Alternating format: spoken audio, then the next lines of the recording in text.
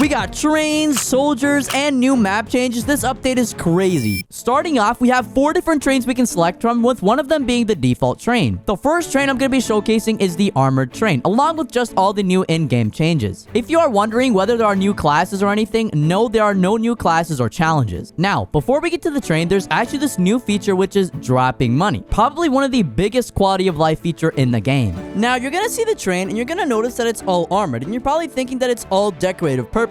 Well, my friend, I'm sorry to break your heart, but they have now added a bullet system. To make quick sense of this, say there's an outlaw over there. An outlaw is shooting me, and I'm gonna die. Before this update, you could place a newspaper in front of you and be protected from the bullets. Now, you can't, because bullets are just paper. Yes, they can hit you through walls if the walls are very weak. But don't worry, with this armored train, you have a bulletproof wall. Now, let's address the elephant in the room, being the literal turrets you have on the train. Yes, you have fully functional turrets you can use on the train.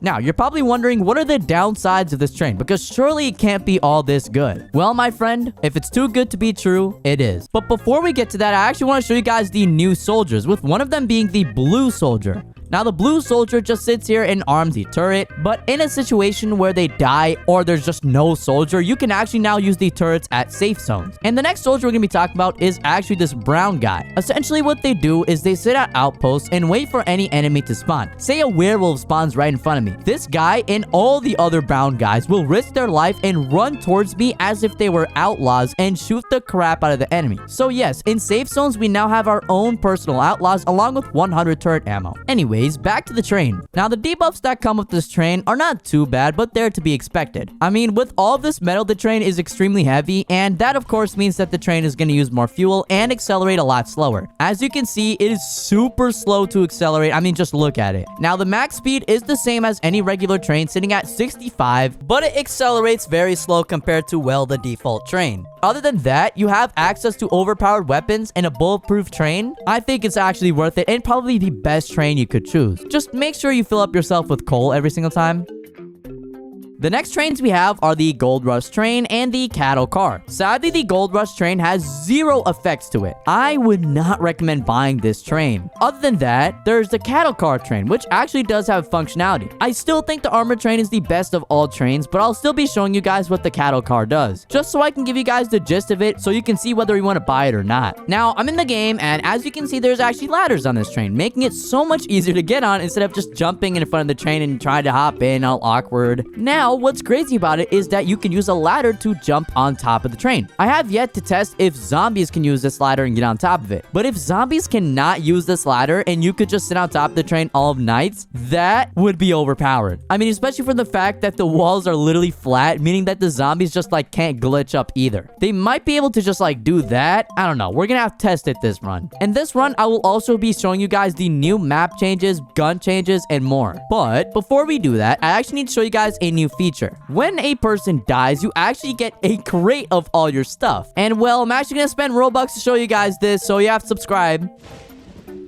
But when I spawn back in, you're gonna see that there's this. And when I click E, I get all my stuff back in one instead of selecting them one by one. This is absolutely insane. Anyways, let's go ahead and show you guys all the new changes. So I'm actually gonna need a gun for this, so we're gonna burn our money and buy a revolver off the bat. Now, this new gun system, as you can see, there's some horses there. Rest in peace, horses. But I'm gonna go as close as I can to the horses, and well, they're just running away now. So you're gonna see, that's how much damage I do from a headshot from that distance. And you're also gonna see there's now little marks on them, just like that. Pretty cool. Now, let's say I get even further away from the horses. Now, I'm just gonna go like all the way here and try to hit it. Oh my god, it's running away. Stop, reload. Just like that. There we go. Now, I'm gonna go closer, and you're gonna see I did a little bit less damage. You might not be able to tell, but it was a little over half that the HP it's at right now. It's basically just a bullet drop system they added to the game. So yeah, this new bullet system change or whatever is mostly gonna affect long-range weapons like the rifle, but not stuff like the revolver, because the revolver is mostly close range like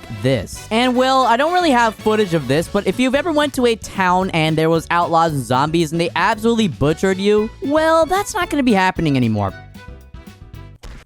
Oh yeah, this new bullet system also means you can now double headshot a round of zombies. Just like that. Oh my god, that is so good. I really wonder how many zombies you can kill if they're stacked together. Wait, hold on. Let me see if you can hit through the stupid walls of the general store. Okay, little sheriff zombie. Bam. Oh my god. Bro, this update is gonna be so life-changing. I mean, I guess it's gonna be stupid that the outlaws can hit you through your train. But I mean, bro, if you can hit zombies through the walls like this, oh my god, it's so worth it. And we are finally here at the new and improved Sterling. Alright, so we're in the Sterling, and you're actually going to see that Sterling now has a bank. I mean, it does have spider webs and everything. It's all gross. And I guess you can see like 100 turret ammo through the walls. But when you walk through, you're going to see that there's a ripped bank combo. This is going to be one of the puzzle pieces. Yes, they now have puzzles and dead rails. Pretty crazy. But you actually have to get every single ripped bank combo, put them together, and then you can unlock the bank. And then I will show you guys what is in the bank. But as I just showed you earlier, the first bank code is going to be in, well, the bank itself. And the second one is going to be here, which, let me hold on, go. It's going to be in front of the bank, 1, 2, and then you're at this house here. You go straight, and it should be sitting around there. Just in case, guys, I'll take the jade tablet and the torch with you. And we're here. I'm going to place down the torch, put the dynamite, throw it across, and wait a few seconds. Gonna take the other dynamite, and the first turn I'm going to take is actually a left turn. Check behind here. Nope. Oh, wow. Looks like they actually animated the skeletons. Or maybe it was bugged? I don't know. It's not here. Oh, wait. Hold on. I think I found the next bank combo. Alright, now that the night is finally over, I can show you guys where the bank codes are. Now, as you can see in these little piles of loot where you get the coal, silver, and gold, you're gonna see that there is another ripped bank combo. I don't exactly know if they're random, but every single time I found a bank combo inside of the Sterling Cave, I have always found them where the gold, coal, and silver ores are. This one was slammed away simply because a stupid dynamite zombie hit it. Okay, so far I've only gotten 4 of the 5 bank combo codes. I think I need to find one more. And when you open up the Indiana Jones method area, you're gonna see the last bank code is here. I'm not gonna get any of this useless stuff for now. I'm just gonna go ahead and show you what's inside the Sterling Bank. Alright, we are now here with every single one of the bank codes. And there's actually now a problem. I don't really know what order they're in. All I remember is that the first one was 3, so we're gonna put this one here. Wait, stop. And then 1. Okay, let's try 31113. Alright, that's not the code. Okay, maybe it was... Oh, there we go. Alright, we got the code. And as you can see, the Sterling Bank is so much better than any other bank. I mean, you got gold bars, you got bonds, and you even got yourself a whole turret with turret ammo. And last but certainly not least, there's 3 snake oils you can collect. Honestly, I think it's a really cool puzzle and a very cool update they added to the game. That's all there is to this update. Make sure to subscribe because I spent Robux, and I'm out.